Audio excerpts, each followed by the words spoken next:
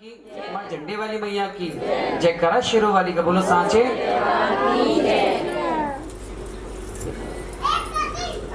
आइए तारानी कथा मैं प्रारंभ करने जा रहा हूँ, शुरू करने जा रहा हूँ।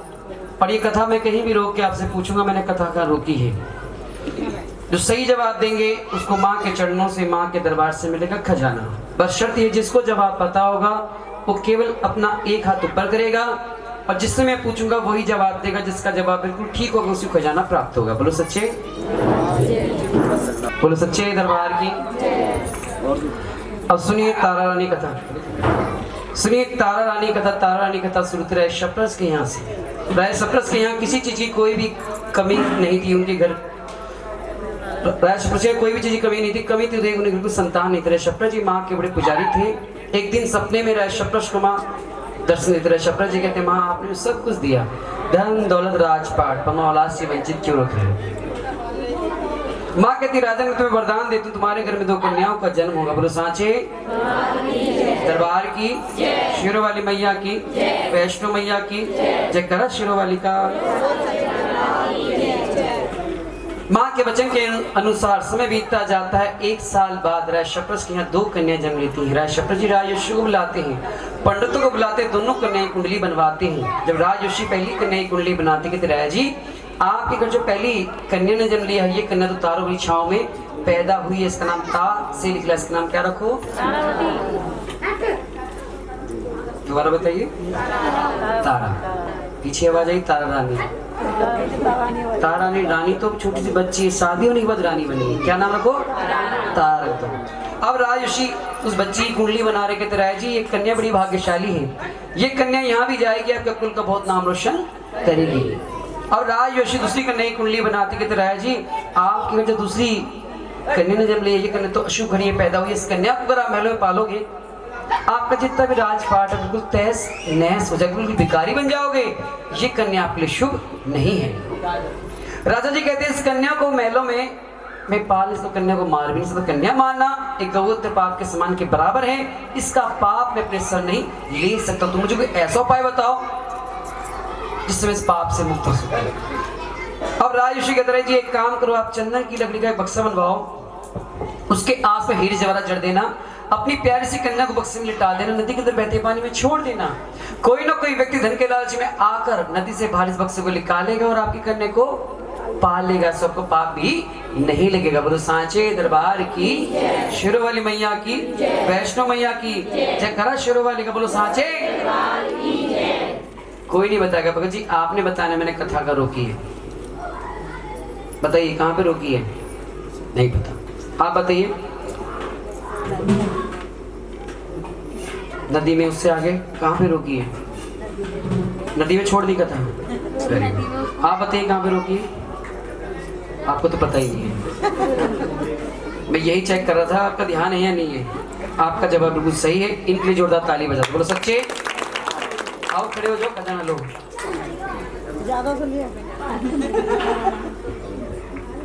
जय माता रानी। बोलो सच्चे दरबार की जय माता की। बोलो सच्चे दरबार की। देखिए आप जितना ध्यान लगाओगे माँ के दरबार से उतना ही लेके जाओगे, और बिना ध्यान लगाए कुछ नहीं मिलता। बोलो सच्चे। आपका ध्यान कहाँ पर है। बताओ बताओ। लगता तो नहीं है।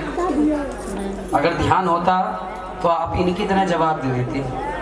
आप तो सोचने पड़ गए। ध्यान रखना आप आगे, ठीक है, क्योंकि दोबारा कहीं भी रोक के पूछ लूंगा मैं आपसे, ठीक है जी। कहते हैं क्लास में आगे बैठने वाले बच्चे होशियार होते हैं, होते हैं ना, होते हैं ना। ये माता रानी की क्लास है, इस क्लास में सारे बच्चे हैं, है ना। बोलो सच्चे दरबार की। हाँ कहाँ पे रोकी थी जी आपने। खजाना तो मिल गया।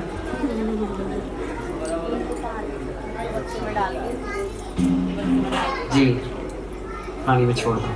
कोई ना कोई व्यक्ति धन के लालच में आकर नदी से बाहर इस बक्से को निकालेगा और आपकी कन्या को पाल लेगा, इससे आपको पाप भी नहीं लगेगा। यहाँ पे मैंने कथा रोकी थी।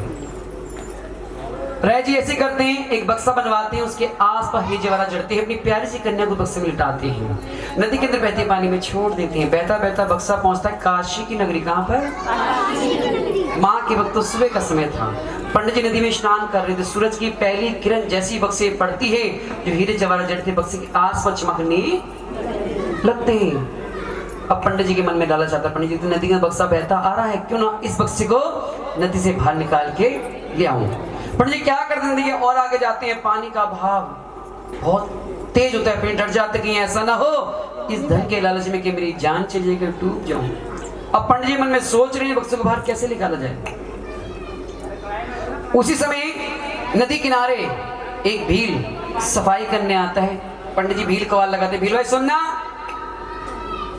भील दौड़ कर आता, बोली पंडित जी क्या बात है। भील देखो तुमको नदी के अंदर बक्सा बहता नजर आ रहा है। भील देखता, हाँ पंडित जी बक्सा तो मुझे नजर आ रहा है, पर करना क्या है। पंडित जी कहते, भील एक काम करो, तुम उस बक्से को नदी से बाहर निकाल के ले आओ। भील कहता है, पंडित जी बक्सा तो मैं लेके आ जाऊंगा, बक्सा तो मैं लेके आ जाऊंगा, पर बदले में आप मुझे क्या दोगे। अब पंडित जी मन में सोचते हैं, बक्से के आसपास तो हीरे जवाहरात जड़े हैं जो मुझे दिखाई दे रहे हैं, बक्से के अंदर क्या है वो थोड़ी पता है। पंडित जी कहते हैं, भील एक शर्त तय करते हैं, जब तुम नदी में छलांग लगाकर उस बक्से को नदी से बाहर निकाल के लाओगे, बाहर का माल मेरा, अंदर का माल हाँ, सब कह रहे तुम्हारा, मेरा थोड़ी है। किसका है? जोर से बोलो, किसका? भील का। शर्त हो जाती है, भील नदी में छलांग लगाता है। छलांग लगाने के बाद उस बक्से को नदी से बाहर निकाल के लाता है, और जैसे ही बक्सा खोलता है भक्तों से क्या निकलता है?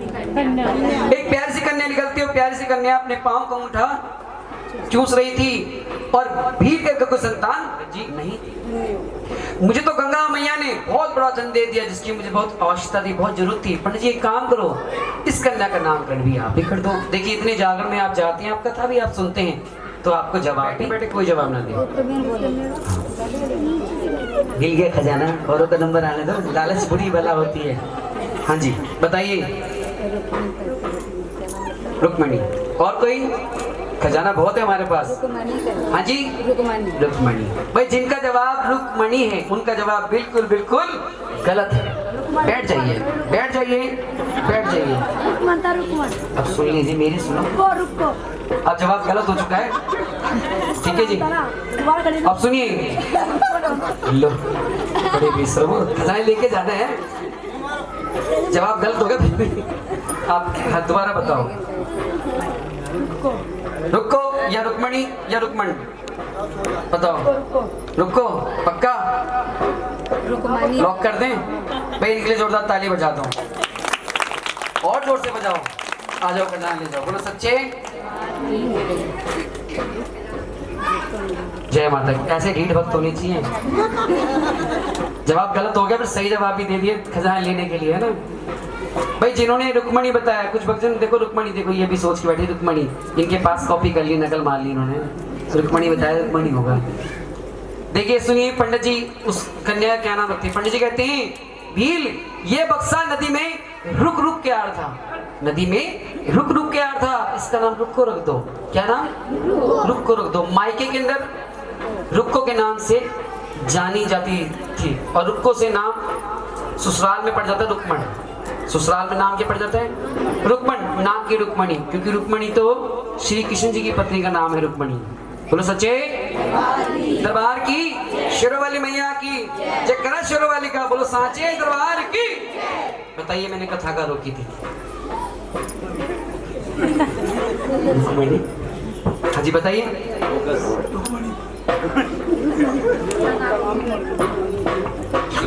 ये रुक्मणी भी अभी उनको खजाना ही मिल गया। रुक्मण ठीक है, ध्यान तो कुछ तो आया। बोलो सच्चे दरबार की, दरबार की। भील उस कन्या को सीने से लगाता, पहुंच जाता है घर। घर जाती दरवाजा खटखटाता, भगवान दरवाजा खोलो। भील की धर्म पत्नी जैसे दरवाजा खोलती, गुस्से में आती, स्वामी आज किसका बच्चा उठा के लाए हो आप? माना हमारे घर संतानी को बच्चों से बहुत प्यार है, आप हर रोज आस पड़ोस में किसी न किसी का बच्चा लाते, उसके माँ आते हैं, हमें भला बुरा कह के चले जाते हैं, आज आप किसी कन्या उठा के लाए हो? भील कहता, भगवान एक कन्या में किसी को उठा के नहीं लाए हो, ये कन्या तो मुझे गंगा मैया ने दी है। भील ने कहती, मैं कैसे आपकी बात पे यकीन करूं, गंगा मैया ने कन्या आपको दी, मैं कैसे मान लूं? अब भील पूरी कहानी पूरी कथा अपनी धर्मपत्नी को सुनाते, किस प्रकार से कन्या मुझे मिली। बिल्ली पूरी कहानी सुनती है। सुनने के बाद कहती गंगा मैया ने प्यार से करनी तो गंगा मैया इसे पालेगी। बोलो गंगा मैया की, गंगा मैया की। माँ के भक्तों दोनों कन्याओं पे माँ की ऐसी कृपा होती, दोनों कन्या पल के बड़ी हो जाती हैं। उधर महलों में तारा पल के बड़ी हो जाती है। तारा की शादी राजचंद्र से कर दी जाती है। तारा की डोली राजचंद्र जी के महलों में पहुंचती है। तारा डोली से पांव जैसी जमीन पे रखने लगती, कहती राजा जी मैं आपसे 2 वचन चाहती हूँ। राजा जी कहते कौन सा वचन? पहला वचन मैं ये चाहती हूँ कि आप अपने महलों के अंदर एक माँ का मंदिर बनाओगे, उस मंदिर में बैठ के सुबह शाम माँ की पूजा आराधना करना चाहती हूँ। राजा जी कहते ठीक है तारा मंदिर बनवा दूंगा। और दूसरा वचन मैं आपसे ये चाहती हूँ, मैं माँ के जागरण में जाती हूँ, आप मुझे माँ के जागरण में जाने से कभी भी कहीं भी नहीं रोकोगे। राजा जी कहते ठीक है तारा वचन देता हूँ, कभी भी जागरण में जाने से नहीं रोकूंगा। बोलो सांचे दरबार की, शेरों वाली मैया की, वैष्णो मैया की जय करा, शेरों वाली का। माँ के वक्त उधर रुक्को पल के बड़ी हो गई है। अब रुक्को के माँ को चिंता हो जाती है, हमारी लाडो पल के बड़ी हो चुकी है, इसके लिए कोई ना कोई योग्य वर ढूंढा जाए। किस्मत की बात देखो, तारा के महलों के अंदर जो सफाई करने जाती थी उसी भील परिवार में रुक्को की शादी हो जाती है। समय बीतता जाता है, रुक्मण की सास बीमार पड़ जाती है। रुक्मण कहती सासू माँ आपकी बहुत दिन से तबीयत ठीक नहीं है, आप बीमार होकर भी तारा के महलों में काम करने जाती हो। सासू माँ मुझे अच्छा नहीं लगता, सासू माँ एक काम करो आप घर में आराम करो, मैं तारा के महलों में काम करने चली जाती हूँ। बोलो सच्चे दरबार की, शेरों वाली मैया की, वैष्णो मैया की। माँ के भक्तों आज के समय में, आज के युग में अगर सास बीमार पड़ जाए, बहू कहेगी सासू माँ आप आराम करो, मैं आपके हिस्से का काम कर लेती हूँ, जवाब दो हाँ या ना। कहेगी नहीं कहेगी? नॉट रीचेबल हो गए, बताओ ना हाँ या ना का जवाब दो। कोई कह रहा कहेगी, कोई कह रहा नहीं कहेगी। नहीं कहेगी, नहीं कहेगी। आपकी बहू नहीं कहती? आजकल को जुगे कि नहीं कहेगी कि सासू माँ तो रहो।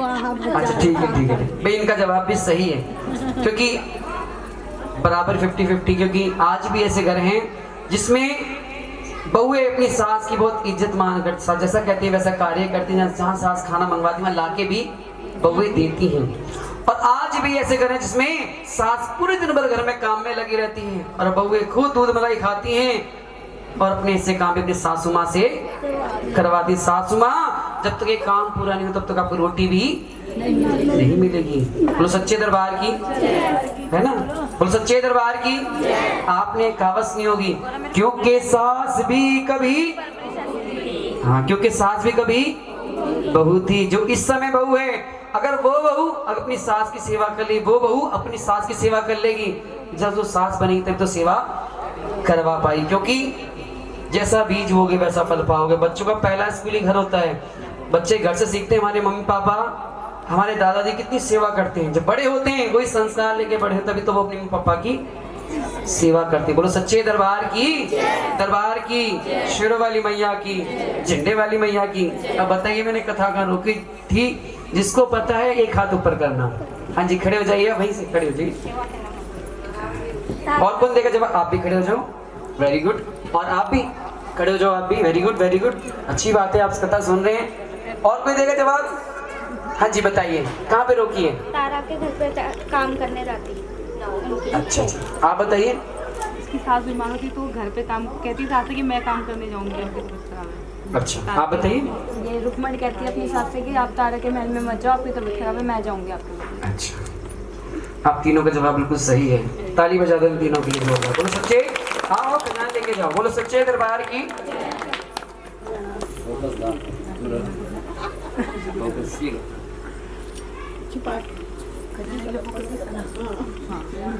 आपके नक्शे कदम पे।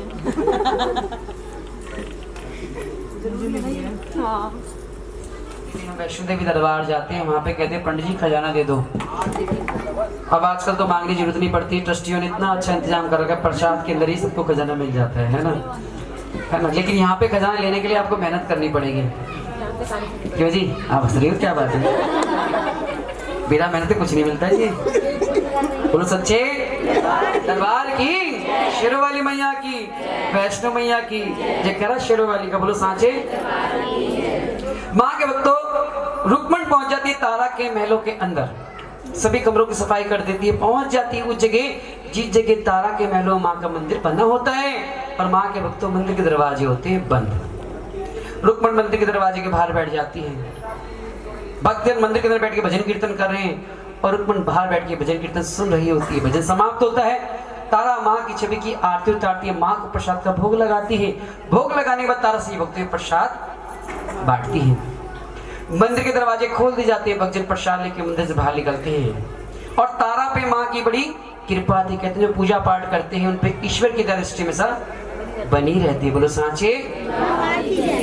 तारा पे माँ की बड़ी कृपा। तारा जैसी मंदिर से बाहर निकलती है, रुक्मण को देख के पहचान जाती है और कहती है रुक्मण तुम यहाँ कैसे? अब रुक्मण तारा से कहती है मैं आपकी बहन कैसे?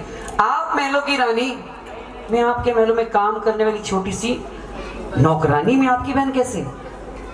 तारा कहती है रुक्मण तू मेरी सगी बहन है, हम दोनों बहनों को शराब मिला था, शराब के कारण हम दोनों आपस में नहीं मिल पाए, आज माँ की कृपा से बहन फिर से हम मिले हैं।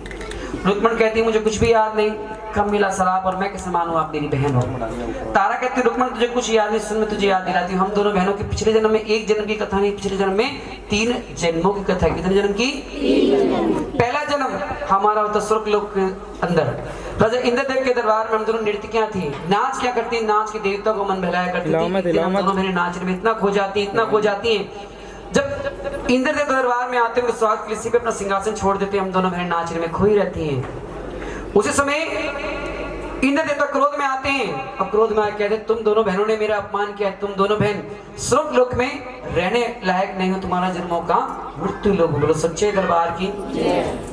तारा कहती रुक्मण हम दोनों बहनों का दूसरा जन्म होता है मृत्यु लोक में। अच्छी बताइए मृत्यु लोक कहाँ पर है? मृत्यु लोक यही है।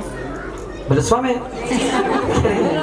अच्छा स्वर्ग और नरक कहाँ पे? स्वर्ग और नरक, स्वर्ग और नरक कहाँ है? स्वर्ग और नरक, हाँ जी स्वर्ग है जन जनों में मतलब प्यार करते हैं, प्रेम करते हैं, वो है स्वर्ग है। देखिए स्वर्ग और नरक सब धरती पे ही है। जिस घर में सब मिलजुल के रहते हैं, सुख शांति रहती है, वो घर स्वर्ग है।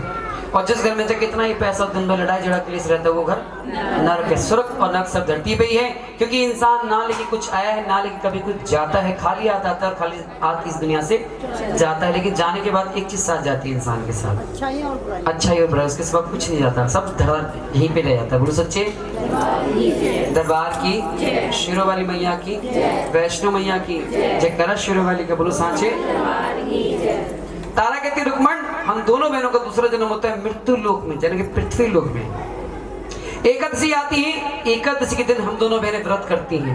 मैं तुम्हें बाजार से कुछ फल फुलाल लाने को कहती हूँ, गलती से जाके मांस के टुकड़े खा लेती हूँ, एक डोंगे में ढक के मेरी लिए लेके आ जाती हूँ। मैं जैसी डोंगे से कपड़ा हटाती हूँ, मांस के टुकड़े देख के क्रोध में आती हूँ और क्रोध में आके मैं तुम्हें शराब देती हूँ। बहन तूने क्या कर दिया? एकादशी के दिन तूने मांस के टुकड़े खा लिए। एकादशी के दिन कोई चावल नहीं खाता, चावल खाना कीड़े मकोड़े खाने के समान माना जाता है। तूने एकादशी के दिन मांस के टुकड़े खाए, तूने अपना व्रत तो खंडित करा, साथ में मेरा व्रत भी खंडित कर दिया है। मैं तुम्हें शराब देती हूँ, जिस प्रकार से तुमने मांस के टुकड़े खाए हैं उसी प्रकार से तुम कीड़े मकोड़े खाओगी, तुम्हारा जन्म किसका? छिपकली। बोलो सांचे दरबार की, शेरों वाली मैया की, वैष्णो मैया की। अच्छा एक बात बताइए, किसी को कहीं जल्दी तो नहीं है? नहीं। तारानी कथा में 8-9 बजा दो, कोई दिक्कत तो नहीं? कितने घर से फ्री बैठे हो आप हैं? 8-9 बजा दो, धूप निकल जाएगी, कोई बैठेगा यहाँ पे? जितना समय कथा का उतना ही समय लेंगे आपसे, ये नहीं 8-9 नहीं बजाने। बोलो सच्चे दरबार की, दरबार की, शेरों वाली मैया की, वैष्णो मैया की। हाँ जी आप बताइए कथा मैंने कहाँ रोकी है?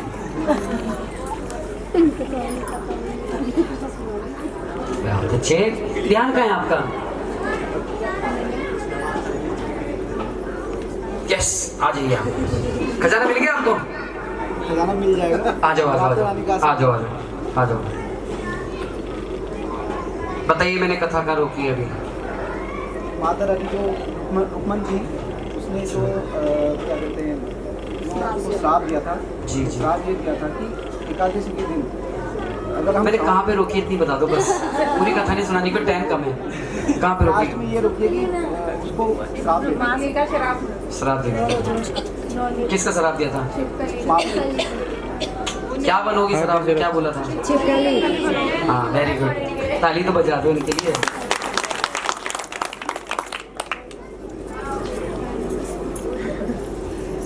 सच्चे दरबार की। आपका ध्यान कहाँ है जी?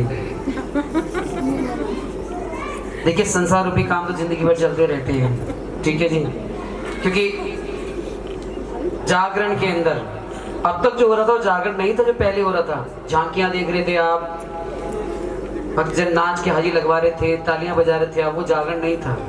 उसे हम कीर्तन कहते हैं, भजन या कीर्तन कहते हैं। जिसे कहते हैं जागरण, वो अब शुरू हुआ है। जाग कर जागना, और रण का मतलब लड़ाई। रणभूमि में लड़ाई लड़ी जाती है ना, अब आपने किससे लड़ना है इस समय? नींद से। इसे कहते हैं जागरण। बोलो सच्चे दरबार की। और जागरण करना और सुनना हर किसी की बस की बात नहीं है। अगर रुपए पैसे जागरण हो जाते तो एक से एक पैसे वाले इस दुनिया में, संसार में, टाटा बिरला अंबानी, बहुत पैसा उनके पास भी, वो भी रोज माँ के जागरण करा सकते, लेकिन वो भी नहीं करा सकते। जब तक इसकी मर्जी नहीं होती तब तक पत्ता भी नहीं होता। बोलो सच्चे। आप बड़े किस्मत वाले के माता रानी आपके घर आई है। तो आज भी हमें से भक्त मिलते हैं, 30-30 साल हो गए, 40-40 साल, 50-50, 60 साल हो गए, जागरण बोल रखा है लेकिन नहीं कर पा रहे। पैसे की कोई कमी नहीं है, पैसा बहुत है, लेकिन माँ की मर्जी नहीं हो पा रही। बोलो सच्चे। कहते हैं जागरण एक कराता है लेकिन फल सभी को प्राप्त हो। जितने भक्तजन आए, जितना जागरण का फल इनको मिल रहा है उतना फल आपको ही मिलेगा। चिंता ना करें, आप खाली हाथ नहीं जाओगे, यहाँ से कुछ ना कुछ लेके जरूर जाओगे। बोलो सच्चे दरबार की। कहते हैं माता रानी फल देगी, आज नहीं तो कल, नहीं तो परसों, नहीं तो। हाँ, भक्त का विश्वास पक्का होना चाहिए, माता रानी फल जरूर देती है। और कल परसों किसने देखा है? सुबह आरती के बाद सारे फल आप ही लेके जाओगे। अरे सारे लेके जाएंगे, थरी लेके आए हो, सारा आप ही लेके जाओगे। बोलो सच्चे दरबार की। दरबार की। हाँ जी, कथा की तरफ ध्यान जरूर देना आप, ठीक है? और तुम्हारे नहीं, देखो इन्होंने पैसा लगाया है, इतना तो ध्यान देना जरूरी है ना जी। बोलो सच्चे दरबार की। कहाँ पे रोक गई थी? खजाना तो ले लिया आपने। तेरा तीसरा जन्म छिपकली का होगा। तारा कहती है रुक्मण, तेरा तीसरा जन्म छिपकली का हो जाता है। पांडव यज्ञ कराते हैं, अपने यज्ञ में सभी ऋषियों को बुलावा दे के आते हैं, दुर्वासा को बोलना भूल जाते हैं। देखिए हम घर में कोई भी शुभ कार्य करते हैं, कोई भी कार्य करते हैं, तो अक्सर ऐसा होता है भूल जाते हैं, और जब वो मिलता तो हमें ताने मारता, अकेले सारे काम कर लेते है ना, नहीं होता है ना सर। ऐसी पांडव यज्ञ कराते हैं, अपने यज्ञ में सबको बुलावा दे के आते हैं, दुर्वासी को नहीं बुलाते। अब दुर्वासी शुरू से ही क्रोधी स्वभाव के थे, क्रोध में आते जरा सी देर में किसी मर्जी को श्राप दे दिया करते। दुर्वासी देखते हैं कि पांडव यज्ञ करा रहे हैं, अपने यज्ञ में सबको बुलावा देके हैं, मुझे नहीं बुलाया है, देखता हूँ अपने यज्ञ को कैसे संपूर्ण करते हैं। उसी समय दुर्वासा ऋषि जी एक चील का रूप धारण करते हैं, मरे सांप को अपने पांव के पंजे में दबाते हैं, पहुंच जाते हैं उस जगह जगह पांडव यज्ञ कर रहे होते हैं। चारों तरफ घूमने के बाद पहुंच जाते हैं उस जगह जगह हलवाई प्रसाद बना रहे थे। प्रसाद कौन सा बन रहा था भक्तों? जोर से बोलो, कौन सा? हाँ, खीर के नाम से मुंह पानी आ गए थे बहन। प्रसाद खीर का ही बन रहा था। हलवाइयों की जैसी नजर हटती, दुर्वासी क्या करते हैं? मरे सांप को खीर कढ़ाई अंदर छोड़ देते हैं। जब खीर के कढ़ाई के अंदर सांप गिरता, उसमें कोई नहीं देख रहा, देख कौन रहा था? छिपकली। छिपकली पूरा नजारा देख छिपकली मन में सोचती सारा प्रसाद जहरीला हो चुका है, ये प्रसाद जब भक्तों में बढ़ जाएगा सारे भक्त मारे जाएंगे, इसका पाप मेरे सर में पाप होते। देखा छिपकली मन में सोच रही थी भक्तों की जान बचाऊं तो बचाऊं कैसे, मैं तो मुख से बोल भी नहीं सकती हूँ। उधर यज्ञ संपूर्ण हो जाता। ऋषि मुनि कहते पांडवों, जो तुमने खीर का प्रसाद बनाया है भंडारे में जाओ, खीर का प्रसाद लेके आओ, भोग लगाओ और श्री भक्तों में प्रसाद बांटो।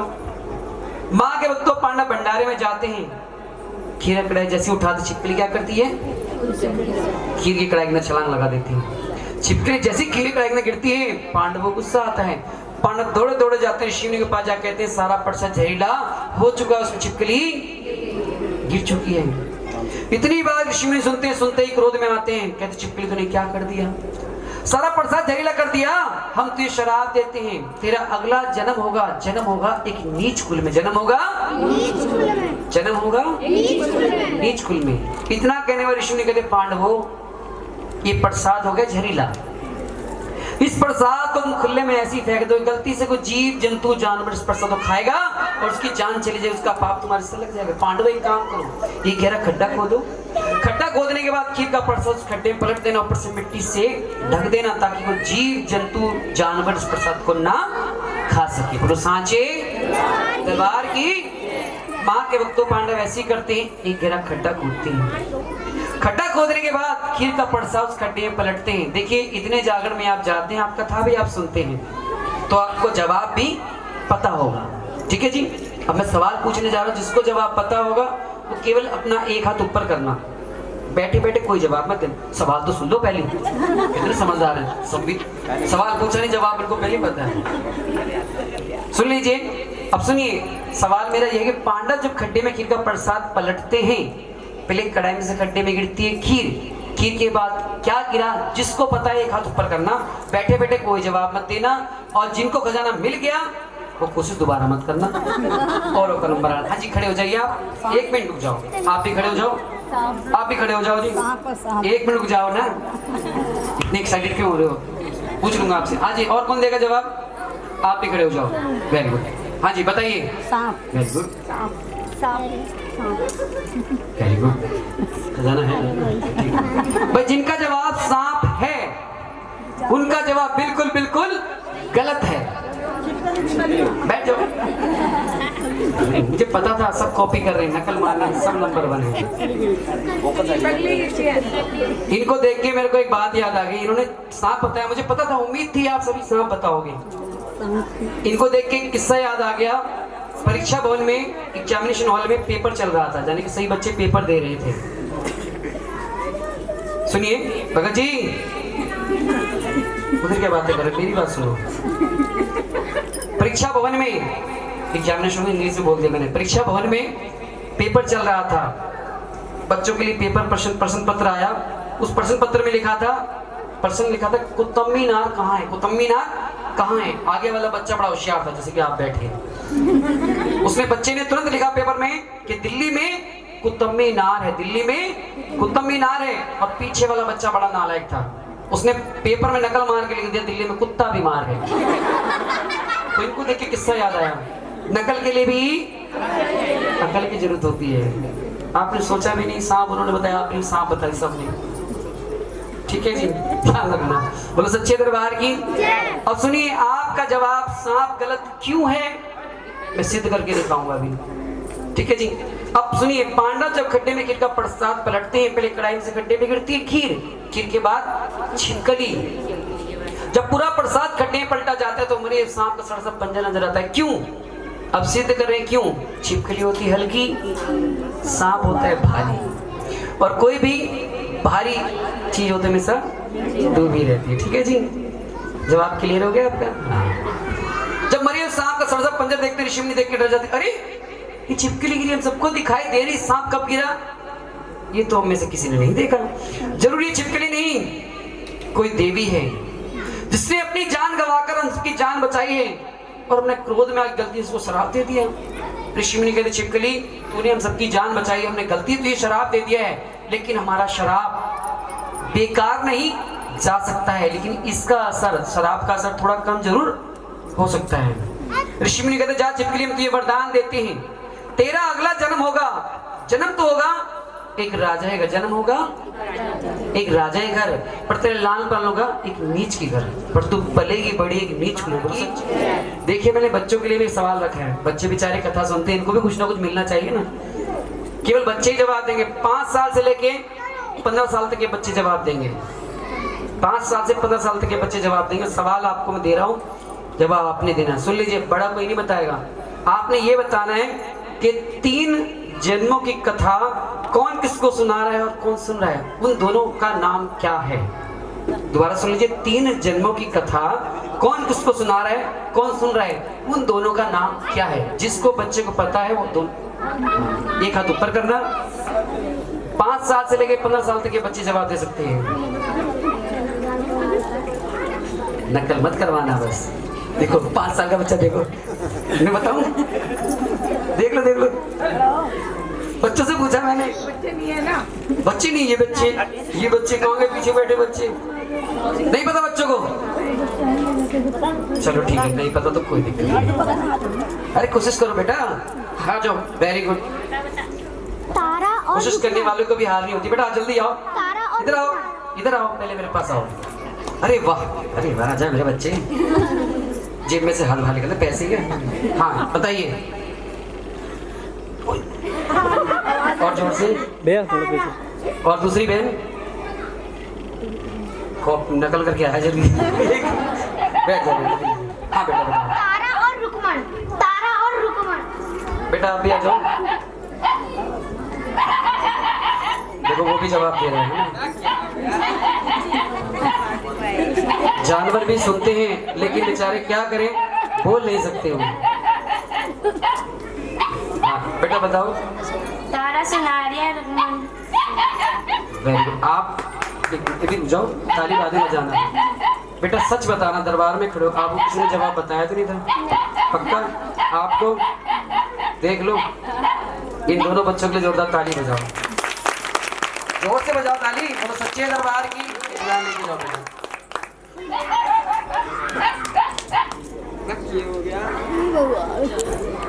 जय माता की। बोलो सच्चे। अगर एक बार फेल हो जाओ दूसरी बार कोशिश करो, फिर भी फेल हो जाओ तीसरी बार कोशिश करो, चौथी बार तो पास होगी है ना जी। जो कोशिश भी नहीं करता उसका भगवान भी कुछ नहीं कर सकता। बोलो सच्चे दरबार की। जान दो उसको, जान वो पापा मम्मी कहाँ गए उसके? हाँ जी खजाना देंगे। और रुक्मण सुन रही है। रुक्मण जब 3 जनों की कथा सुनने में तारे गले लगती है और गले लेके कहती है बहन आज माँ की कृपा से फिर से मिलेगी। बहन एक बात बताओ, मंदिर में आप भजन करती, मैंने मंदिर के बाहर बैठ के भजन सुना, मुझे बड़ा अच्छा लगा, बड़ा आनंद आया। लेकिन बहन ये बताओ मंदिर में है कौन? तारा कहती है रुक्मण मंदिर मेरी माँ है। रुक्मण कहती है अगर आपकी माँ से कुछ मांगो क्या आपकी माँ देती है? तारा कहती है रुक्मण मेरी माँ के दरबार में सच्चे मन से जो भी भगतजन अरदास लगाते हैं मेरी माँ सबकी मनोकामना पूरी करती है। माँ के भक्तों रुक्मण उसी समय मंदिर में जाती है, रुक्मण उसी समय मंदिर में जाती है और मंदिर में आके कहती है माँ मेरे घर में माँ एक बेटे का जन्म होगा, मैं तेरे नाम का जागरण कराऊंगी। और माँ रुक्मण की अरदास कबूल करती है, रुक्मण घर में बेटे का जन्म हो जाता है। बोलो सांचे दरबार की। दरबार की रुक्मण बेटे के लाड़ प्यार में माँ का जागरण देना भूल जाती है। कहते माँ देना जानती तो मैं लेना भी जानती है। रुक्मण कहते बेटा 10 साल का हो जाता है, कहते हैं माँ के दरबार पे मिन्नत कर लो, मन्नत कभी मत मांगो, अगर मन्नत मांगो तो उसे पूरा भी करो। भक्तजन जाते हैं माँ के दरबार में अरदास लगा के आते, माता रानी मेरा ये काम बन जाएगा, चौकी कराएंगे, जागरण कराएंगे, भंडारा कराएंगे। माता रानी काम बना देती है तो क्या होता है भक्तजन अक्सर क्या होता है भूल जाते हैं, और भूल जाते हैं तो बने बनाए काम में अड़चन आने लग जाती है। कहते माँ से वादा करो तो पूरा भी से करो। रुक्मण बेटे के लाड़ प्यारे माँ का जागरण देना भूल जाती है। रुक्मण का बेटा 10 साल का हो जाता है, माँ हनुमान बुलाते, हनुमान एक काम करो इस समय रुक्मण के घर जाओ, रुक्मण के बेटे पे जाके छाया छोड़ो, रुक्मण को याद दिलाओ मेरा जागरण बोला है करवाया क्यों नहीं अभी तक। हनुमान जी पहुंच जाते हैं रुक्मण के घर, रुक्मण के बेटे पे जाके छाया छोड़ते हैं। रुक्मण का बेटा हो जाता है बीमार, ना कुछ खाता है ना कुछ पीता है। रुक्मण के बेटे को चेचू के दाने निकल आते हैं जिससे माता निकल आई है। रुक्मण परेशान हो जाती है, वैद्य के पास जाती है, इलाज में कुछ फर्क नजर नहीं आता है। एक दिन सुबह का समय था, रुक्मण तारा के महलों में सफाई कर रही थी। सफाई करते समय रुक्मण को अपने बेटे की याद आती है। रुक्मण जोर जोर से बिलक बिलक के रोने लग जाती है। अब तारा रुक्मण को रोता देख कहती बहन तू रोती क्यों है? बहन क्यों रो रही है, क्या दुख है बहन मुझे बता दो सही। रुक्मण रोते तारा से कहती बहन मेरे बेटे को पता नहीं क्या हुआ है, किसकी नजर लगी है, मेरा बेटा ना कुछ खा रहा है बहन ना कुछ पी रहा है, मैंने सब वैद्यों को दिखाया बहन पर इलाज में कुछ फर्क नजर नहीं आया है। तारा पे माँ की बड़ी कृपा थी। तारा माँ के चरणों में हाथ जोड़ के ध्यान लगाती कहती माँ आखिर में इसके बेटे को हुआ क्या है। माँ की शक्ति से तारा को ज्ञात हो जाता है कि इसने जागरण बोला है, जागरण नहीं कराया, इसी कारण इसका बेटा बीमार हुआ है। तारा कहती रुक्मण तू याद कर तूने माँ से कोई वादा तो नहीं किया हुआ। अब रुक्मण सोचे पड़ते, रुक्मण कहती हाँ बहन मैंने माँ से वादा किया था कि मेरे घर में बेटे का जन्म होगा, माँ का जागरण कराऊंगी।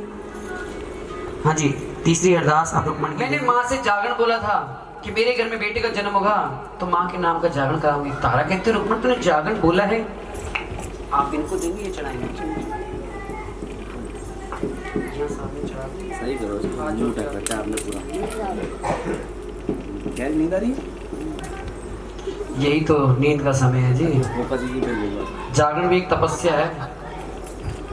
आपने सही बोला। अब आपकी बैठ गया शरण में ना ये इसको नाम रहा फोन को मारला जरा सा भी नहीं। बोलो सच्ची दरबार क्या हुआ इनको? क्या हुआ? उनको लगा सो रहे हो क्या ऐसे? देखिए मेरी बहुत गंदी आदत है, मैं जब कथा सुनाता हूँ किसी को सोने नहीं देता, इसीलिए मैं बैठता नहीं हूँ। कथा सुनाते समय खड़े रह के देखता रहता हूँ कौन जग रहा है, और कोई सोता है तो तुरंत जगा देते हैं। जगा देता हूँ। कौन कौन जग रहा है मुझे पता है, वैसे तो कोई नहीं सो रहा है यहाँ पे। और जागरण मुझे दो भक्तों से बॉर्डर लगता है, एक चश्मे वालों से, एक घूंघट वालों से। पता नहीं चलता घूंघट किया, घूंघट की आड़ में नींद पूरा कर लेती। वैसे यहाँ पे कोई घूंघट वाली भी नहीं है, गांव के अंदर बहुत होते हैं।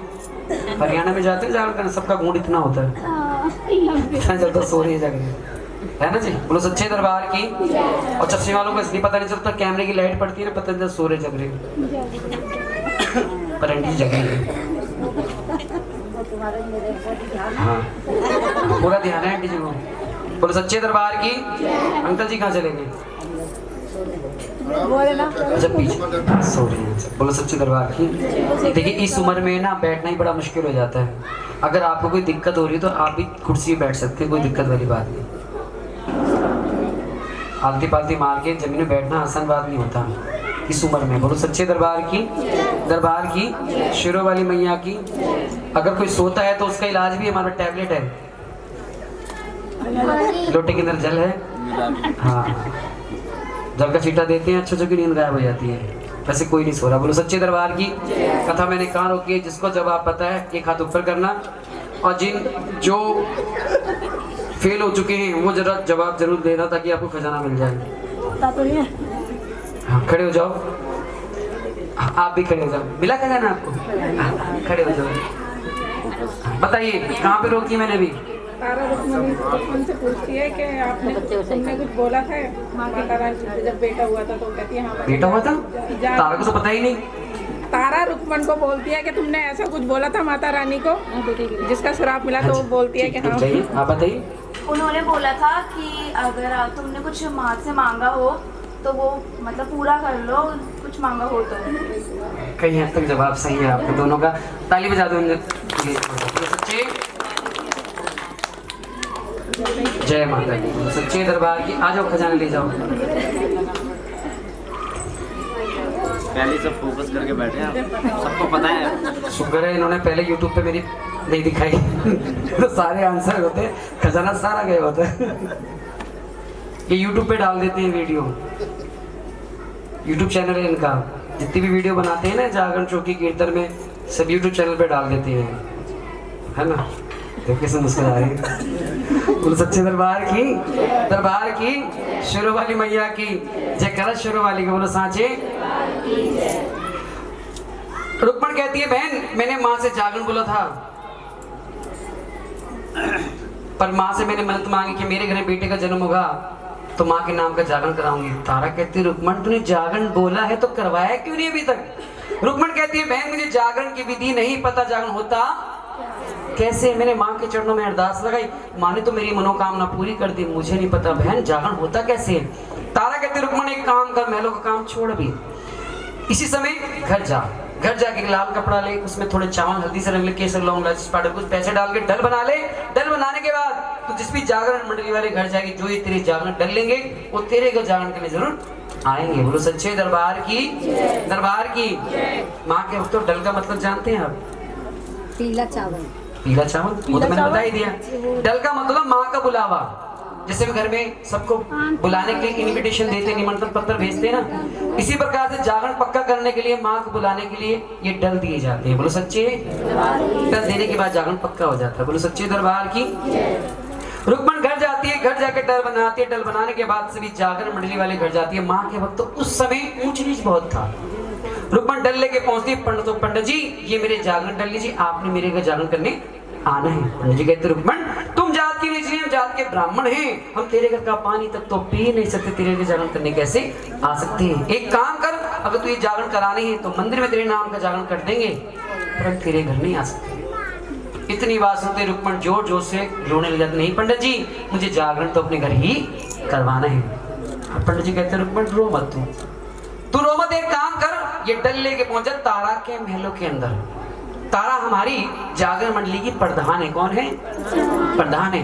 अगर तारा तेरी जागरण कल स्वीकार कर लेगी तो कोई भी जागरण मंडली व तेरे ग्रहण से इनकार नहीं करेगा। बोलो सांचे दरबार की, शेरों वाली मैया की।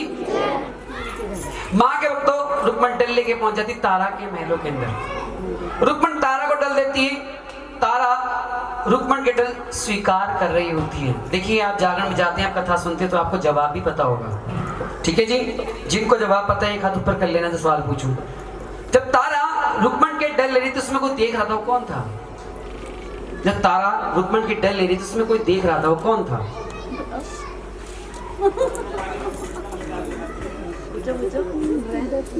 इनसे पूछ लूं, बता दो आप। ये देख रहे थे?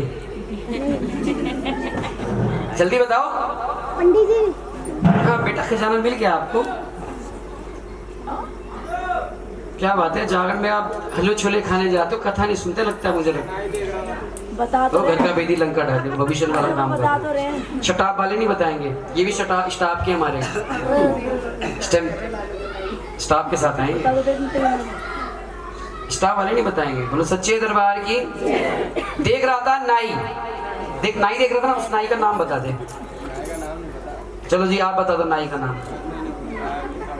ना उस नाई का नाम था सैन नाई, पर सैन नाई के पेट में बात नहीं पसती है। अब सैन नाई मन में सोचती है बाद में राय जी को बताऊं तो बताऊं कैसे। सुबह का समय था, सैन नाई राय जी की शेव बना रहे थे। शेव बनाते समय जानबूझकर शेविंग कर उस राय जी के मुख में लगाते। जैसे मुख में लगाते हैं राय जी गुस्सा आता है, गुस्से से बोलते हैं सैन नाई। कौन कौन डर गया?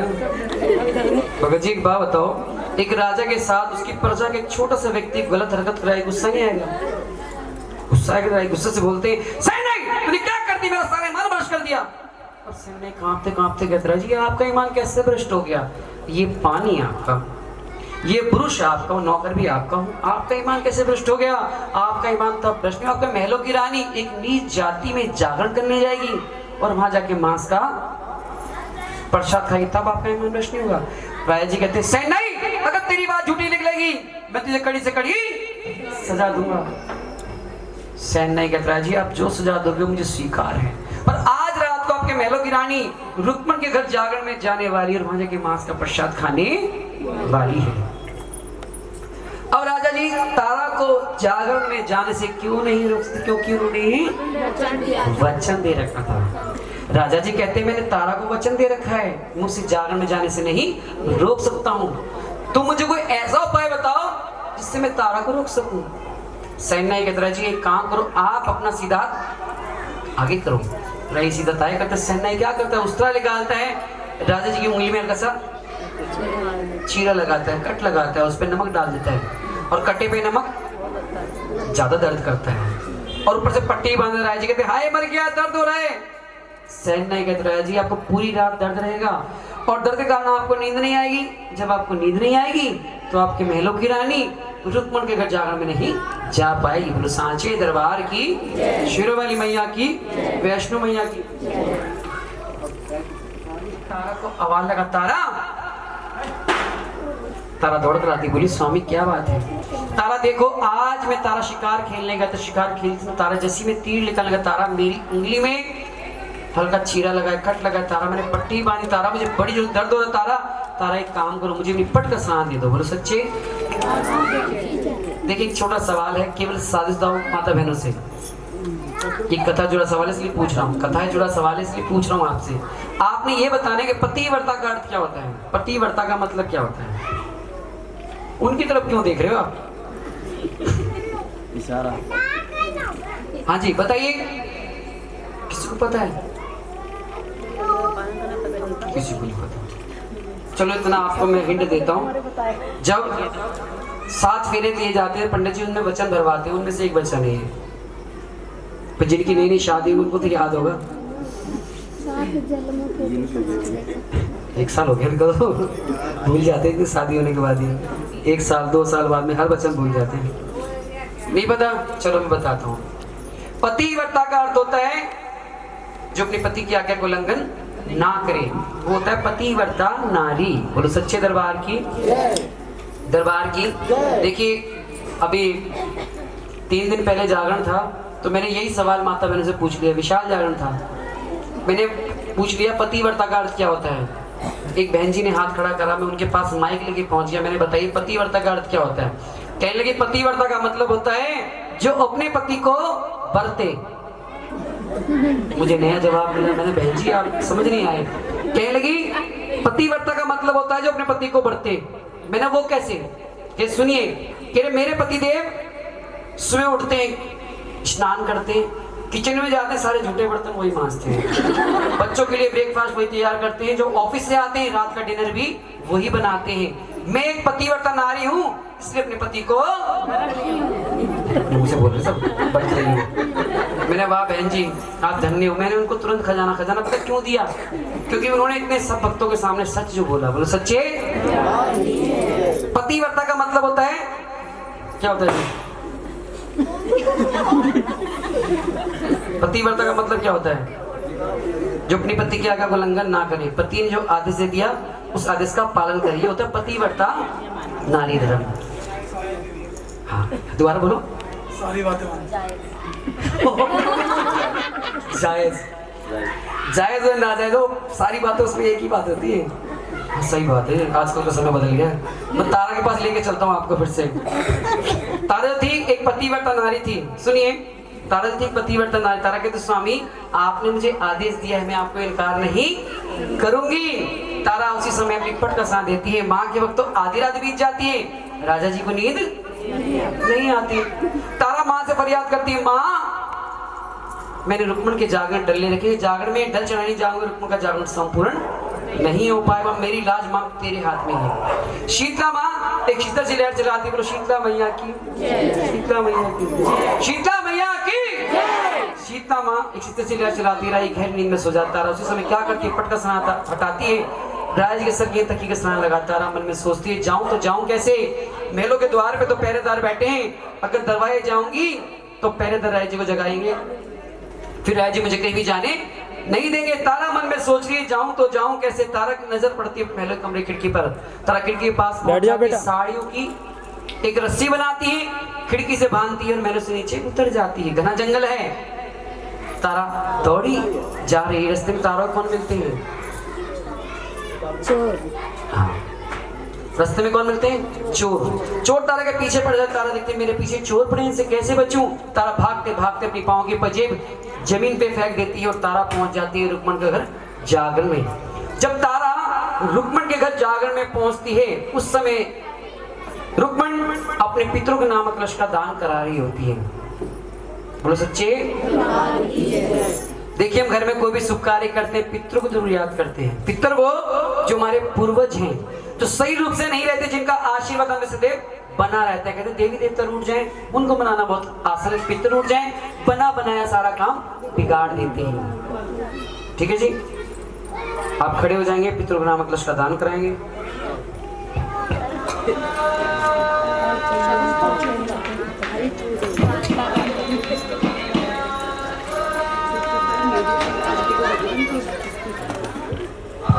आपका नाम क्या है? रोहित बिष्ट जी।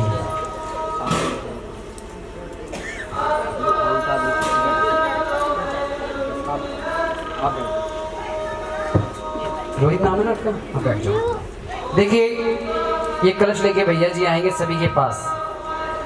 सुन लीजिए, रोहित जी की जो बहनें हैं, जो इनके जीजा हैं, रोहित जी की बुआ और फूफा और कुंवारी कन्या जिन लड़कियों की शादी नहीं हुई है, वो इस कलश में ना ही दान डालेंगे, नहीं इस कलश को हाथ लगाएंगे। ध्यान रखना। किसको? जीजा ही है, वो छोड़ो, दे दिया उनको। आ जाओ। ये कौन है? मामा है।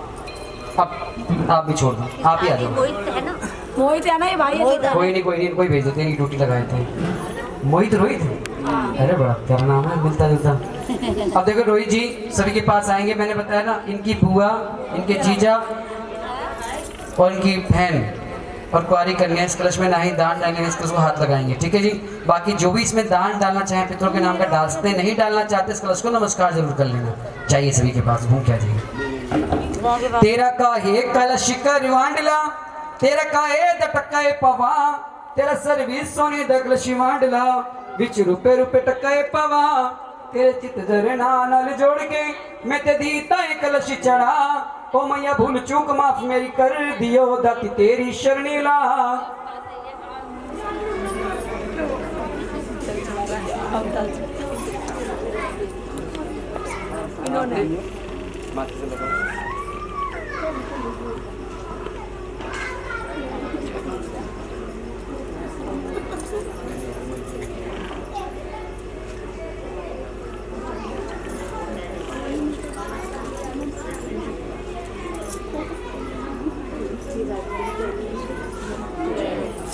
देखिए तारा ने रुक्मण के डल लिए थे, है ना जी। तारा रुक्मण के जागने पहुंच के डल चढ़ाने जाती है। हमने आपके जागने डल लिए थे, अब हमने डल चढ़ा दी है, अब आपका जागरण संपूर्ण होने जा रहा है। बोलो सच्चे दरबार की, दरबार की। उधर राय जी की आंख खुल जाती है। अब राय जी तारा को चली गई। पहरेदार से पूछते तुमने तारा को जाते देखा? पहरेदार कहते हैं कोई भी नहीं गया। अब राय जी मन में सोचते तारा गई तो गई कैसे? भाई सभी कमरों में ढूंढ रहे, कमरे के अंदर वही खिड़की नजर आती है, खिड़की द्वारा तारा गए थे। खिड़की के पास पहुंच जाते, क्या देखते हैं? एक साड़ियों की रस्सी बंधी हुई। राय जी मन में सोचते होना तारा इस रस्सी के द्वारा महलों से नीचे उतर के गई है। राय उसी रस्सी के द्वारा महलों से नीचे उतरते हैं। घना जंगल है, राय दौड़े जा रहे। राय को रास्ते में वही चोर मिलते हैं, तारा को मिले थे। और राय जी मन में सोचते मैं तो महलों का राजा, ये चोर है, मैंने इनको बता दिया महलों का राजा, मुझे कुछ ही बात नहीं बताएंगे। राय जी चोर से कहते तुम कौन? अब चोर राय से कहते हो तुम हो कौन? राय जी कहते भाई मैं चोर। इतनी बात सुनते ही चोर बड़े खुश हैं। चोर चोर भाई भाई भाई। अब चोर राय से कहते हैं चोर भाई अगर आप थोड़ी देर पहले आते आपको बहुत सारा धनमान मिल जाता। अब से कुछ समय पहले बहुत सुंदर सी नारी बहुत सारे गहने पहने हुई थी, दौड़ी जा रही थी, हमसे रोकने की बहुत कोशिश की लेकिन नहीं रोक सके, पर उसकी पाँव की बजे हमारे हाथ लगी। जैसे उठाते हैं अंधे हो जाते, जमीन पर रखते हैं, हमें सबको नजर आने लगता है। अगर आप किसी काम की आप रख लो, राय जैसी बजे उठाते पहचान जाते किसी बजे तारा की। अब राय चोर से कहते हैं चोर भाई ये बताओ जिसकी ये पजेब है वो किस दिशा में गई? चोर दिशा बताते हैं, राय उसी दिशा में दौड़े जा रहे हैं। बोलो सच्चे दरबार की। राय जी पहुंच जाते हैं उस जगह जिस जगह रुक्मण का घर होता है और माँ के भक्तों रुक्मण के घर के दरवाजे होते हैं बंद। राजा जी रुक्मण के घर के दरवाजे के बाहर बैठ जाते हैं। रुक्मण के घर के दरवाजे में एक छोटा सुराग होता है, उस सुराग के द्वारा राय जी पूरे जांग का नजारा लेते हैं। बोलो सच्चे दरबार की। एक बात मैं आपको पहले ही बता दूं, पहले के समय में बंद कमरे माँ के जागरण हुआ करते थे। जिंदे बकरे की बलि दी जाती थी, काली माँ के जागरण हुआ करते थे। काली माँ के जागरण में जिंदे बकरे की बलि दी जाती थी, मांस के प्रसाद का भोग काली माँ को लगाया जाता था, मदिरा का दारू का भोग काली माँ को लगाया जाता था। रुक्मण का जागरण संपूर्ण हो जाता है। रुक्मण काली माँ को मांस के प्रसाद का मदिरा का दारू का भोग लगाती है। भोग लगाने पर रुक्मण भोग लगाती है, कौन लगाती है? हाँ ध्यान है। रुक्मण काली माँ को भोग लगाती है। भोग लगाने रुक्मण सही वक्त में प्रसाद बांटती है, प्रसाद बांटती है सही वक्त में प्रसाद बांटती। तारा के पास पहुंच जाती है रुक्मण। तारा झोली में मांस का प्रसाद ले थोड़ा सा खाती है, बाकी प्रसाद झोली में रख लेती है, कुल्हड़ में जिसे कहते हैं गिलास में। तारा मदिरा का प्रसाद ले लेती है और झोली में मांस का प्रसाद रख लेती है। अब तारा रुक्मण का दरवाजा खोल के जैसी घर से बाहर निकलती है, तारा रुक्मण का घर का दरवाजा खोल के जैसी घर से बाहर निकलती है, डर जाती है, कहती राय जी आप यहाँ कैसे? अब राय जी कहते तारा तुम यहाँ कैसे? क्या सारी बात छोड़ो, दिखाओ तुम्हारी झोली में है क्या? तारा कहती है स्वामी मेरी झोली में माँ का प्रसाद है। राय जी के तारा तेरी झोली देख के रहूंगा, दिखा तेरी झोली में है क्या? तारा माँ से फरियाद करती है माँ मेरी झोली में तो मांस का प्रसाद है, अगर राजा जी ने देख ले पता नहीं आज मुझे क्या सजा देंगे माँ, मेरी लाज मेरी इज्जत आज तेरे हाथ में है। तारा अपनी झोली नहीं दिखाती। राय गुस्सा आता है, गुस्से में क्या करते हैं तारा की झोली में जैसी हाथ मारते हैं सारा मांस का प्रसाद जमीन पे गिर जाता है। गिरते ही मांस का प्रसाद क्या बनता है भक्तों? पंचिया बन जाता है, गिरछुआरे मखाने बन जाती है, जो दारू थी मदिरा थी वो दूध बन जाती है। आप सभी चाय पीते हैं, हम दूध का भोग माँ को लगाते हैं। बोलो सांचे।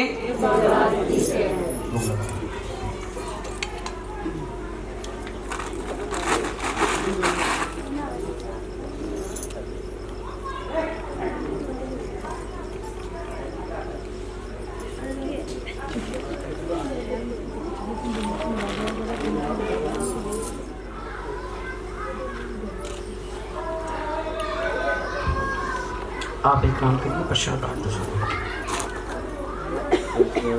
ये प्रसाद ना सबसे आखिरी में चले जाइए, पीछे से आगे की तरफ प्रसाद बांटते आना। अगर आगे से प्रसाद बंटवाएंगे सबका ध्यान प्रसाद की तरफ रहेगा। बोलो सच्चे दरबार की क्या करें? हाँ ठीक है। राजा जी के तारा, राजा जी तारा से के तारा होना तू जादूगरनी है। मैंने तुझे खुद अपनी आंखों तुझे मांस का प्रसाद खाते हुए और झोली में रखते देखा है। तुझे जादू से मांस का प्रसाद बोल दे। तारा कहती स्वयं मुझे कोई जादू वादू कुछ भी नहीं आता, ये तो मेरी माँ की शक्ति, मेरी माँ की लीला है। राजा जी कहते तारा मैं तेरी माँ को आजमाना चाहता हूँ, मैं तेरी माँ की शक्ति देखना चाहता हूँ। तारा कहते स्वामी अगर आप मेरी माँ की शक्ति देखना चाहते तो महलों में चलो। रानी महलों में पहुंचा। तारा अब बताओ तुम्हारी माँ की शक्ति कैसे आजमाई जाए? तारा कहते स्वामी अगर आप मेरी माँ की शक्ति देखना चाहते हो, जो मैं कहूंगी आप करोगे, पीछे नहीं हटोगे। राजा जी कहते तारा जो कहेगी मैं करने के लिए तैयार हूं, पर आज मैं तेरी माँ की शक्ति देख के रहूंगा। तारा कहते स्वामी एक काम करो, तलवार लो, घुड़साल में जाओ, अपने घोड़े का सीधर से अलग करो, उसके मांस के छोटे छोटे टुकड़े करके एक थाल में लेके आओ। माँ के भक्तों रही तलवार लेते हैं, घुड़साल में पहुंच जाते हैं। घुड़साल में पहुंच के घोड़े का सीधर से अलग करते हैं, उसके मांस के छोटे छोटे टुकड़े करके थाल में लेके पहुंचता। अब क्या करना है? तारा कहते स्वामी किसी और को मारना बहुत आसान बात है, अपने को मारो तो पता चलता है दुख दर्द तकलीफ होती क्या है। अब राजी के तारा कहना क्या चाहता? तारा कहते स्वामी एक काम करो, तलवार लो, जो हमारा महलों के कमरे में जाओ, जो हमारा सुंदर बेटा है उसका भी शीश घर से अलग करो, उसके मांस के छोटे छोटे टुकड़े करके थाल में लेके आओ। अब राजी के तारा तो पागल हो गई है, तू कैसी माँ है? एक माँ हो के अपने बेटे को मरवाना चाहता है, तू कैसी माँ है? तारा कहते स्वामी यहाँ अपने बेटे की बात है, आपको दुख हो रहा है? जिसको भी आप मार के आ रहे हो घोड़े को, वो भी तो किसी का बेटा था, वो भी तो किसी की औलाद थी, तब आपको तरस नहीं आया? यहाँ अपने बेटे की बात है या पीछे हट रहे हो? मैंने आपको पहले ही कहा है अगर आप मेरी माँ की शक्ति देना चाहते हो, जो मैं कहूंगी आप करोगे, पीछे नहीं हटोगे। पीछे क्यों हटते हो? इतनी बात सुनते ही तलवार लेते हैं, महलों के कमरे में पहुंच जाते हैं। कमरे में पहुंच के राजा जी अपने बेटे सुंदर को लगाते, बेटा सुंदर। बेटा दौड़ कर आता है, बोल कहता है जी पिताजी। बेटा इतना ही कहता है, इतनी देर में राजा जी क्या करते हैं? तलवार से बेटे का सीधर से अलग करते हैं, उसके मांस के छोटे छोटे टुकड़े करके थाल में लेके पहुंचते। तारा अब क्या करना है? तारा कहते स्वामी घोड़े के मांस के टुकड़े और अपने बेटे के मांस के टुकड़े दोनों को मिला दो। टाइम मिलाए थे, राई मिला देते हैं कि तारा आप क्या करना? तारा कहते स्वामी आगे काम मेरा है। तारा ईंटों का चूल्हा बनाती है, भाई बंद कर ले यार, कॉपीराइट आ जाएगा। तारा ईंटों का चूल्हा बनाती है, चूल्हे पे कढ़ाई रखती है, कढ़ाई के अंदर सारे मांस के टुकड़े डाल देती है। तारा चूल्हे में लक्कड़ लगाती है, लक्कड़ लगाने के बाद तारा जैसी लकड़ों में आग लगाने लगती है। राजी हाथ रोकते हैं, तारा अगर तेरी माँ में शक्ति है तो इन लकड़ों में आग अपने आप लगनी चाहिए। माँ के वक्त तारा उसी समय ज्वाला माँ को याद करती, सभी दोनों हाथ ऊपर करेंगे और माँ के नाम का जयकारा लगाएंगे। बोलो ज्वाला मैया की, ज्वाला मैया की। हाथ नीचे कीजिए। जिसे अभी आपने जयकारा लगाया, तारा इसी प्रकार से जयकारा लगाती है और ज्वाला जिसे एक छोटी चिंगारी आती है, लकड़ों में आग लग जाती है। जो प्रसाद घंटों बनकर तैयार होता वो प्रसाद मिनट में बनके तैयार हो जाता है। बोलो सांचे दरबार की। देखिए एक बात मैं आपको बता देता हूँ, आपके जागरण में ना माँ आपसे बहुत खुश है। पूछो कैसे? बताता हूँ। आप जो भी सामग्री लेके आते हो पूजा की, फल लेके आओ, ये आप ही खाओगे, नारियल चढ़ाए ये भी आप ही खाओगे, लेकिन एक घी जो है वो ही माँ स्वीकार करती है। जोत में घी चलता है। आज घी 3 किलो घी लग गया जोत में, ये माँ का चमत्कार है। बोलो सच्चे? जबकि 2 किलो घी लिखवाया था ना हमने लिस्ट में, 2 किलो घी लिखवाते हैं, 1.5 किलो घी लगता है। हर बार ये लगता है ना? आप भी गवाह इस बात की। लेकिन आज माँ इतनी खुश है 3 किलो घी लग गया है। बोलो सच्चे दरबार की।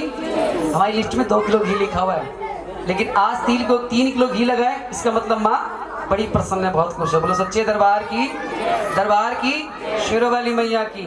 हाँ कथा मैंने कहा होगी थी।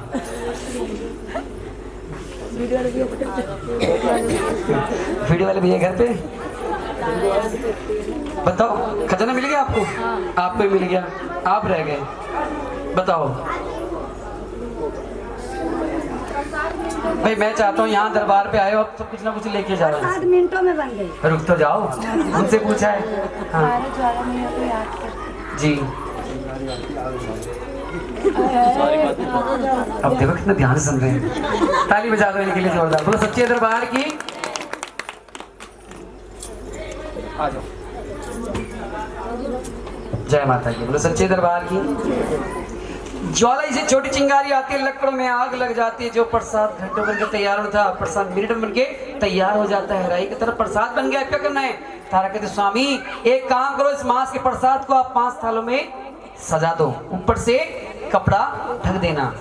राई 5 थालों के अंदर मांस का प्रसाद सजाते, ऊपर से कपड़ा ढक देना। तारा क्या करना है? तारा कहते स्वामी एक काम करो, ये पहला थाल ले जाओ, मंदिर में जाओ और मेरी ज्वाला मैया को जाके मांस का प्रसाद का भोग लगा के आओ।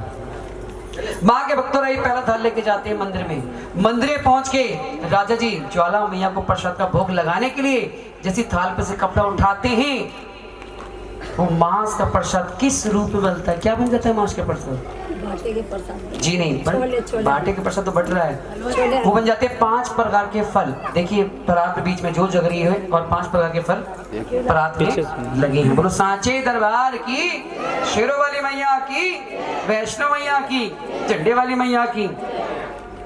अब राजा तारा के पास पहुंचते हैं। तारा ये 4 थाल बचे, इसका क्या करना है? तारा कहते स्वामी दूसरे थाल का मांस का प्रसाद मैं खुद खाऊंगी और तीसरे थाल का मांस का प्रसाद आपने खाना है।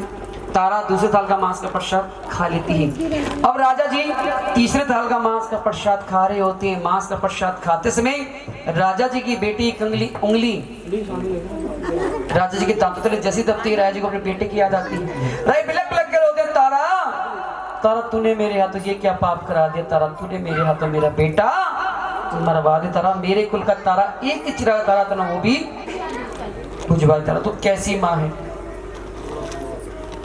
तारा मेरी प्रजा वाले सुनेंगे कि हमारे राजा ने एक माँ शक्ति अजमाने की सगा बेटा मार दिया, कल को हमें ही मार। तारा तूने मेरे हाथों ये क्या पाप करा दिया? तारा कहते स्वामी क्यों रो रहे हो? किसके लिए रोते हो? कौन सा बेटा, किसका बेटा? मैंने आपको पहले ही कहा था मेरी माँ शक्ति अजमाना आसान बात नहीं है। जिद आपने करी थी, मैंने तो आपको रोका था। अब रोने से क्या फायदा? चुप चिड़िया चुप गई खेत।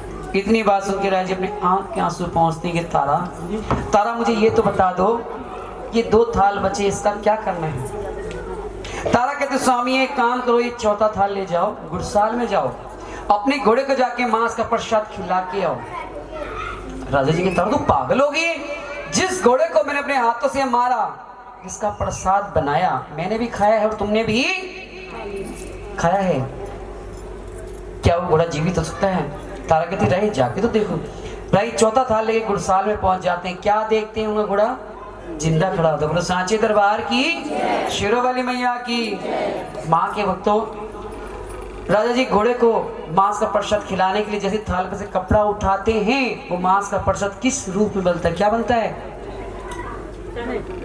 पंछियां बन चुका है। घोड़ा क्या खाता है? जोर से बोलो, क्या खाता है? चने। आज हम सब खाएंगे, प्रसाद है। वो बन जाते हैं काले छोले बन जाते हैं। बोलो सच्चे दरबार की। अब राजा जी तारा के पास पहुंच जाते हैं। तारा ये 5वां थाल बचा, इसका क्या करना है? तारा कहते स्वामी एक काम करो, ये 5वां थाल ले जाओ, महलों के कमरे में जाओ, जो हमारा सुंदर बेटा है उसको जाके मांस का प्रसाद खिला के आओ। अब राजा जी मन में सोचते हैं घोड़ा मिल गया, क्या पता बेटा ही मिल जाए।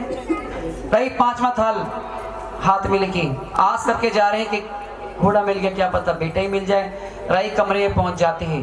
अब कमरे में पहुंच के राय जी अपने बेटे सुंदर को आवाज लगाते, बेटा सुंदर। पहली आवाज लगाते, बेटा नहीं आता। दूसरी आवाज लगाते, बेटा सुंदर। फिर बेटा नहीं आता। राय निराश हो जाते, तीसरी आवाज लगाते, बेटा सुंदर। तीसरी आवाज में बेटा सामने नजर आता है। राय जी अपने बेटे को सीने से लगाते हैं और अपने बेटे से कहते हैं, बेटा जीवित कैसे है? तू जिंदा कैसे है? मैंने तुझे तो खुद अपने हाथों से मारा, तो जीवित कैसे? बेटा कहता है, पिताजी आपने मुझे कब मारा? नहीं था, मैं तो माँ के दरबार में था। माँ की सखियां मुझे झुला रही थी। माता रानी मेरे सर पे हाथ फेर रही थी, बड़ा लाड बड़ा प्यार करी। पिताजी जब आपने पहली आवाज दी, उन्होंने झूला रोक दिया। दूसरी आवाज दी, झूले से नीचे उतार दिया। पिताजी तीसरी बात में आपके पास आ गया, पिताजी आपने मुझे कब मारा? अब बेटा कहता है पिताजी मुझे बड़ी जोरों से भूख लग रही है, वो ना उस थाल में कोई ना कोई खाने की चीज है, इसमें कपड़ा ढका हुआ है, खाने की चीज दादी आप मुझे दे दो। अब राय जी को पता है थाल में क्या है, मांस का प्रसाद। राय जी कहते हैं बेटा तेरी खानी चीज नहीं है ये। बेटा जिद करता है जिसे कहते हैं बाल हट। आपको पता है अगर बच्चे जिद पे हट जाएं अपनी जिद कैसे मनवानी है, पता है ना जी। अगर बच्चे को खांसी जुकाम हो रहा है, डॉक्टर ने कह दिया उसको आइसक्रीम नहीं खिलानी, अगर बच्चे ने जिद पकड़ ली आइसक्रीम खानी है तो खानी है, इसे कहते हैं बाल हट। अगर ऑफिस से आते हैं बैग आपके पास है, अगर आप बच्चों को कह दोगे ना बेटा कुछ नहीं है खाने की, जब तो पूरा थैले को टटोल नहीं लेंगे तब तो बाज नहीं आते है ना, इसे कहते हैं बाल हट। राय जी रोकते हैं बेटा तेरी खानी चीज नहीं है। बेटा जिद करता है, जिद के कारण क्या करता, थाल पर जैसी कपड़ा उठाता है तो मांस का प्रसाद किस रूप में बनता है, क्या बन जाता है? तो जोर से बोलो क्या बनता है? कितनी देर से दोबारा बोलो। हाँ, हलवे के नाम से मुंह पानी आ गया। देखो कुछ ही देर में मिलेगा हलवा, सभी को मिलेगा।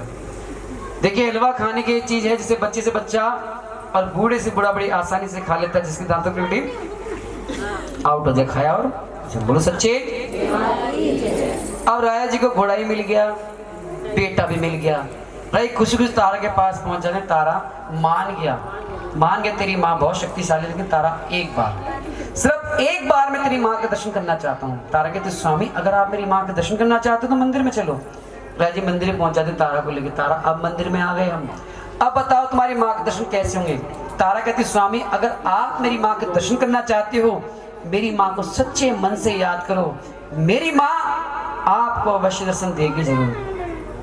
इतने सारे भक्त बैठे हैं, आप सब ये बताइए इस युग में आपने माँ के दर्शन किस रूप में किए हैं?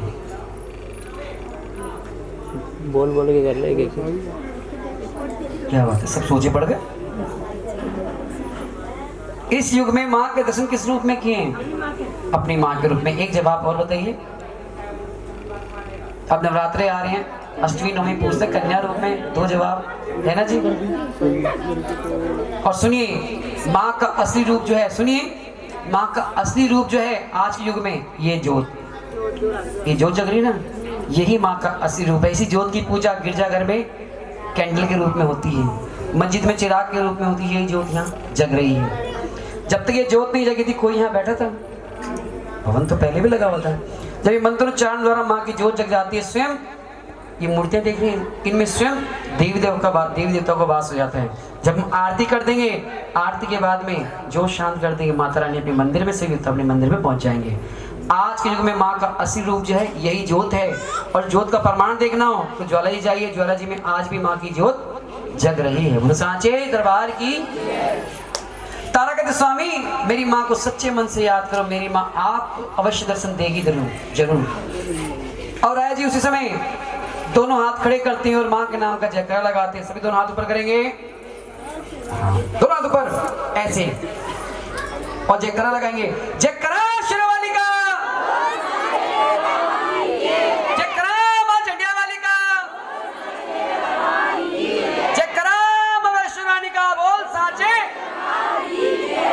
हाथ नीचे की, जैसे अभी आपने जयकारा लगाया तो इसी प्रकार से मंदिर में दोनों हाथ खड़े करके माँ के नाम का जयकारा लगाते हैं और माँ मंदिर में प्रकट हो जाती। बोलो सांचे। माँ कहती तारा तेरी भक्ति से बड़ी प्रसन्न हूं, तारा आज बहुत खुश हूं। तारा आज मैं तुझे 2 वरदान देके जाती हूँ। आने वाले युग में जहां भी मेरे नाम का जागरण होगा वहां तेरी कथा नहीं होगी, वो जागरण कभी संपूर्ण नहीं होगा। दूसरा वरदान ये देती हूँ, जो ही भक्तजन तेरी कथा बड़ी ध्यान पूर्वक बड़ी श्रद्धा भावना आस्था सुनेंगे, मैं उन भक्तों की मनोकामना पूरी करूंगी। इतना कहते ही मैं अंतर ध्यान हो जाती हूँ। उसी समय राय जी क्या करते हैं, अपना अहंकार अपना घमंड त्याग देते हैं, अपना राजपाट अपने बेटे के नाम करते हैं, बेटे का राज तिलक करते हैं, कुछ जोगी वाले वस्त्र धारण करते हैं, महलों से बाहर निकल जाते हैं और जंगल में जाके के माँ का मंदिर बनाते हैं और मंदिर में बैठ के माँ की पूजा पाठ में वहीं पे मिलीन हो जाते हैं और माँ के भक्त यहीं पे तारानी कथा संपन्न हो जाती है।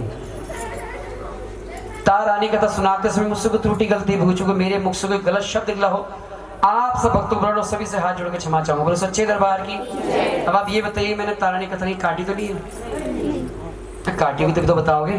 तारानी कथा कहीं नहीं काटी, आपको पूरी सुनाई है। कहते हैं जागरण के अंदर चाहे झांकी कम हो जाए, चाहे भजन कम हो जाए, तारानी कथा पूरी होनी चाहिए, तभी वो जागरण संपूर्ण माना जाता है। मैंने कथा आपको पूरी सुनाई है। एक बार हाथ ऊपर करें जिनको तारानी कथा समझ आई है, हाथ ऊपर करें, ऐसे नहीं आधी आई है, दोनों हाथ ऊपर करें जिनको तारानी कथा समझ आई है। आधी आई है, यूट्यूब चैनल पे सुन लेना। जिनको आई है दोनों हाथ ऊपर करें, एक बार जयकारा लगा दीजिए, बोलो सच्चे दरबार की, शेरा वाली मैया की, वैष्णो मैया की, झंडे वाली मैया की। अब हाथ नीचे के लीजिए। आपको तारानी कथा समझ आ गई, यहीं पे मेरी मेहनत सफल है। आइए माता रानी छवि की आरती करेंगे। मैंने आपको बड़ी कीमती समय